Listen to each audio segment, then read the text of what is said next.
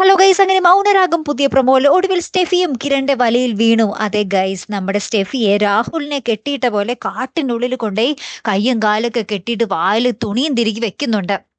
ഇനി നമ്മുടെ രാഹുൽ ഇല്ലാതായ പോലെ മൃഗങ്ങൾ വന്ന് വേട്ടയാടി കൊല്ലുമോ, അല്ലെങ്കിൽ നമ്മുടെ കിരൺ തീ കൊളുത്തി കൊല്ലുമോ എന്നൊന്നും വ്യക്തമല്ല കേട്ടോ. എന്തായാലും അങ്ങനെ കെട്ടിയിടുന്നുണ്ട് നമ്മുടെ കിരൺ പന്തും കൊളുത്തി അവിടെ നിൽക്കുന്നുണ്ട്. എന്നിട്ട് സ്റ്റെഫിനോട് പറയുന്നുണ്ട്, നീയും ഏതാനും മണിക്കൂറുകൾക്കുള്ളിൽ ഗംഗപ്രസാദിന്റെ അടുക്കിലേക്ക് പോകൂടി. അപ്പം നിങ്ങൾക്ക് രണ്ട് ആത്മാക്കൾക്കും കൂടി സംസാരിക്കാൻ പറ്റും. മരിച്ചു കഴിഞ്ഞാൽ എല്ലാ സത്യങ്ങളും ബോധ്യമാകുമെന്നാണല്ലോ വേലു പറഞ്ഞത്. അപ്പൊ അത് അങ്ങനെയാണ് സംഭവിക്കുന്നതെങ്കിൽ നിനക്ക് മനസ്സിലാകൂടി അവന്റെ യഥാർത്ഥ സ്വഭാവം. വേലു പറഞ്ഞതൊക്കെ സത്യമാണെന്നും നിനക്ക് മനസ്സിലാകും എന്നൊക്കെ നമ്മുടെ സ്റ്റെഫിനോട് പറയുവാണേ. എന്നിട്ട് പറയുന്നുണ്ട്, നീ അങ്ങനെ സത്യങ്ങൾ മനസ്സിലാക്കുകയാണെങ്കിൽ നീ ഒരിക്കലും ഗംഗപ്രസാദിന്റെ ആത്മാവായിട്ട് പോലും അടുക്കില്ലടി എന്നൊക്കെ പറഞ്ഞ് നമ്മുടെ സ്റ്റെഫിനെ അവിടെ ഉപേക്ഷിച്ചിട്ടിട്ട് ഇവർ പോകുന്ന ഒരു രംഗങ്ങളൊക്കെ തന്നെയാട്ടോ കൂട്ടുകാരെ നമുക്ക് കാണുവാൻ സാധിക്കുന്നതേ.